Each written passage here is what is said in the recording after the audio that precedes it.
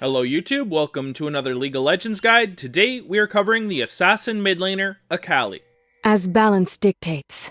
Akali is a champion with high burst damage and an amazing gap closer from her ultimate, which gives her some rather high snowball potential. She then has some really nice built-in sustain from her passive, and her combos are rather easy to pull off, making her a decent champion to pick up and learn if you are wanting to get into assassin mid laners. Then there is also the fact that you are an energy-based champion, which can be rather nice because you don't ever have to worry about having enough mana when you go in for a kill. Now, although she is a pretty solid champion and very fun to play, her biggest con is that she's countered by pink wards. This won't matter too much when you are between, say, bronze and gold, but once you do get rather high, people will be buying pinks when they do come gank mid lane. Then your next problem is you have no reliable escape if there's no nearby enemy minions that you can ultimate towards. You're then pretty weak if you fall behind like pretty much every mid lane assassin out there, and you do have some very hard matchups. This is all worth it though, because in a really good game, you're going to be able to roam around the map, one-shot comboing everybody. For our Masteries, we go 18 Cunning and 12 Ferocity, grabbing Thunderlord's Decree as our Keystone Mastery. Akali is a quick comboing assassin who makes really good use out of Thunderlords, and then in the other Masteries, we pretty much want to pick up as much damage and sustain as possible. For our runes, we go for Hybrid Penetration Reds, Scaling Health Yellows, Ability Power Blues, and Ability Power Quints. This would be the setup you'd take if you know you're in a rather easy mid lane matchup and you really want to get snowballing. But if you do happen to be in a rather hard mid lane matchup, you always have the Magic Resist Blues and Armor Yellows that you can slot in there as well, so you do become tankier. Our first required summoner spell is Flash. Akali is a rather squishy champion, and it can save you in many different situations. You can also combo this with your Shadow Dance to engage onto a target from a long distance and catch them off guard. For the next summoner spell, you'll want either Ignite or Teleport. I'm a bigger fan of taking Ignite on mid lane Akali because it will help get you snowballing. When you're level 6+ with a Hextech Gunblade and Ignite, you can roam around and get some rather easy kills and start that snowball. Teleport, however, is a great pick as well if you want to do some split pushing and still make it to teamfights and objectives. It can also be used to teleport to a ward behind the enemy team so you can come in for a flank and destroy their backline. Now let's kick off your abilities by looking at your passive, Twin Disciplines. So first up is that Discipline of Force, and Akali's basic attacks deal 6% plus 1% per 6 AP of her AD as bonus on hit magic damage. Then there's Discipline of Might. Akali permanently has 6% plus 1% per 6 bonus AD spell vamp. So this passive right here is the main reason Hextech Gunblade is so insanely strong on Akali as a first item. You'll end up getting a bunch of added on-hit magic damage and a bunch of spell vamp at the same time. Now, although this works off of your AD and AP, the only other ability that does so is your E. The other ones are based on AP only, so we only really grab the Hextech Gunblade of a mix of AD and AP, and then we go for a full AP build. But now let's look at that Q ability, Mark of the Assassin. So when you activate it, Akali throws her weapon at the target and deals magic damage and marks them for 6 seconds. Your basic attacks will then detonate the mark, dealing bonus magic damage and restore 40 energy. The AP ratio of the actual toss is 40% and the on-hit detonation is 50%. So of course a very simple way of doing harassment in the lane is tossing your Q onto the enemy, auto-attacking them so it detonates, and you'll be doing a bunch of damage. You'll then also have all of that nice spell vamp from your passive, so this will also be giving you a nice chunk of health at the same time. If the enemy mid laner happens to be playing a lot more passively, you can just throw this mark onto them over and over again and deal some decent harassment, although you won't be proccing that detonation. Now let's look at that W, Twilight Shroud. Akali throws down a smoke cover which lasts for 8 seconds and grants sight of the target area and slows all units within it. So first, of course, if you do have to check a bush, you can drop this and check if anybody's in the bush, instead of face checking it and dying. But anyways, that slow it does provide is between 14 and 30%. Upon entering the smoke cover, Akali immediately gains stealth and bonus movement speed that decays over 1 second, but refreshes each time she re-enters the smoke cover. So that bonus movement she gains is up to a whopping 100%. If Akali uses a basic attack or ability in her smoke cover, she reveals herself for 0.65 seconds.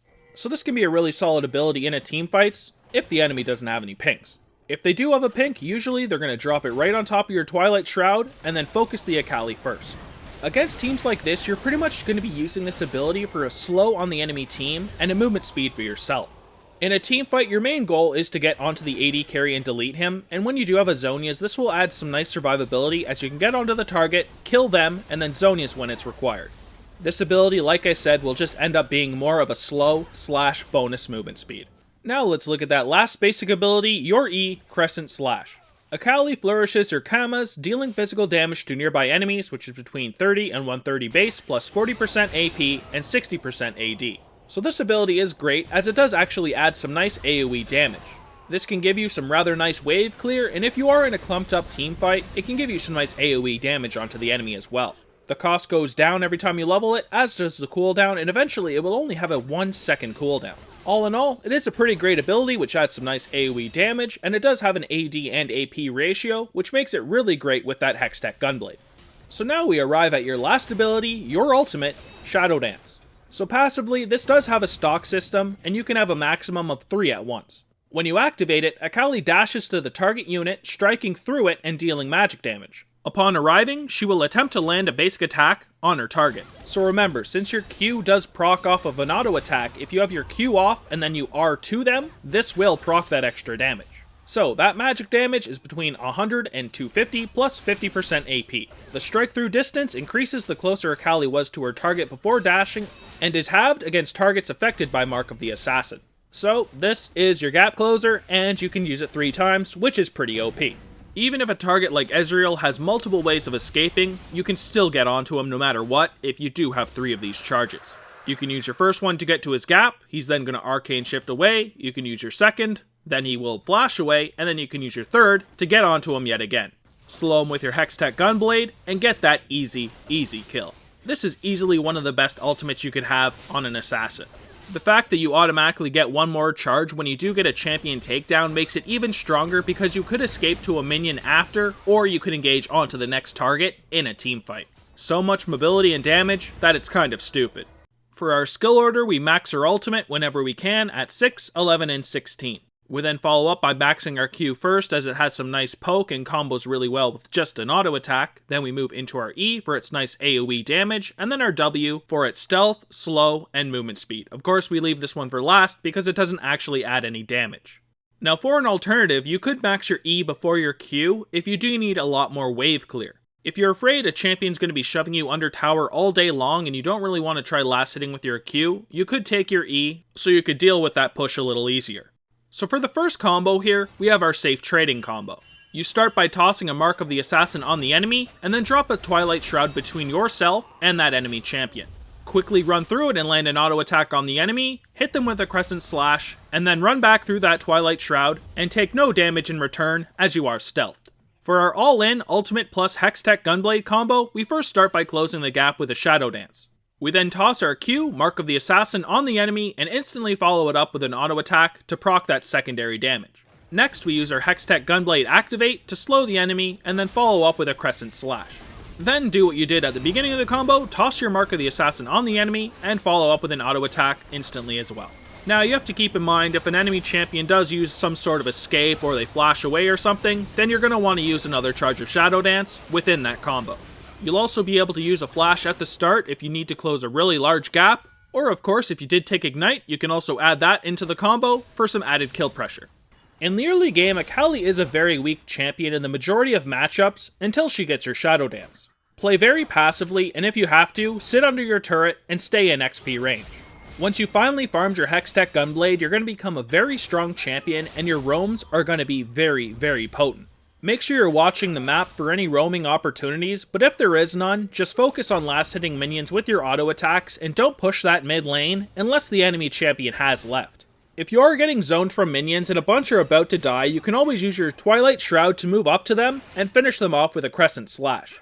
In the mid game, Akali becomes a rather strong champion. Try to prioritize getting down that mid lane tower as soon as you can to open up some of the map, and then look for pickoffs. As soon as you get one, follow up with either another tower or a dragon.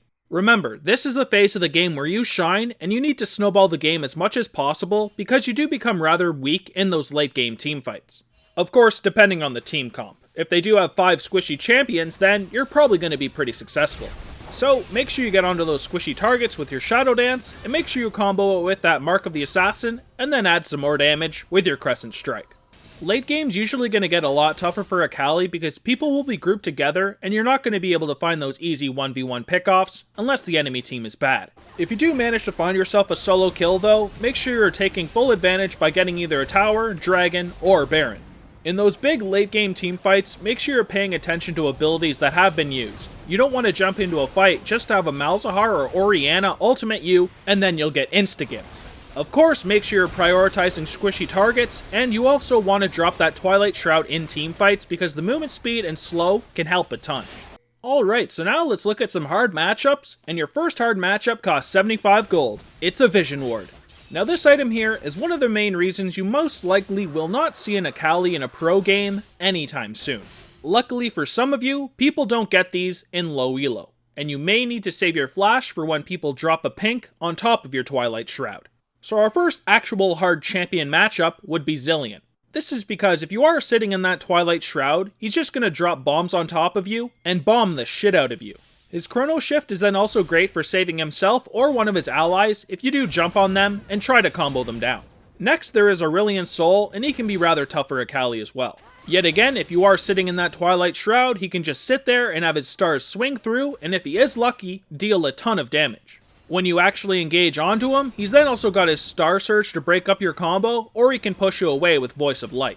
He then generally goes for a rather tanky build, which includes a Rylai's Crystal Scepter and a Banshee's Veil.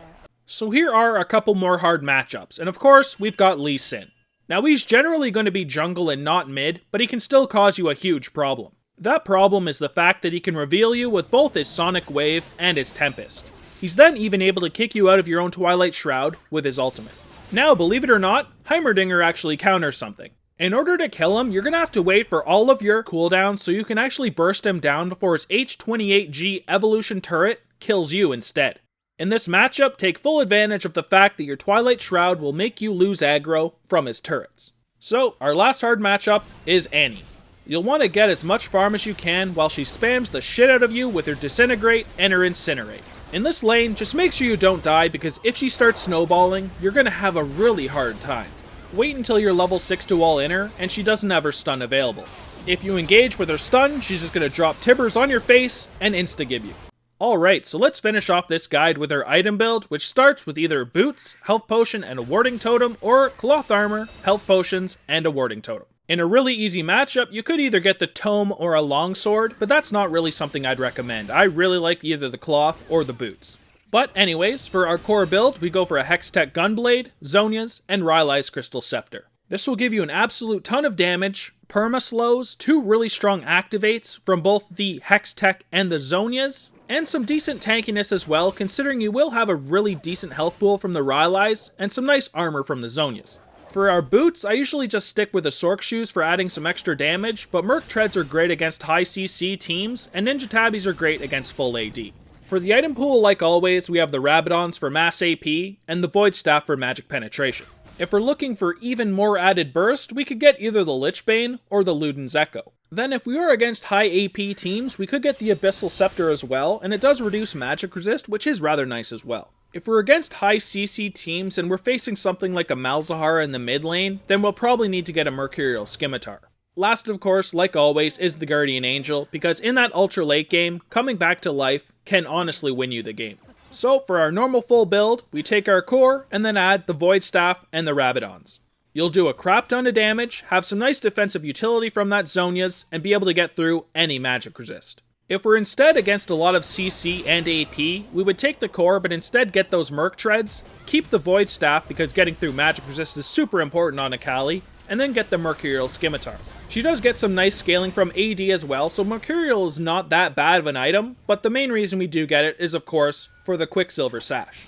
If we then wanted really high burst and for some reason the enemy team had no magic resist at all, we would take our core, add a Lichbane, and Rabadon's Deathcap. I almost always grab a Void Staff, but if the enemy team is super squishy and has no magic resist, then why would you bother?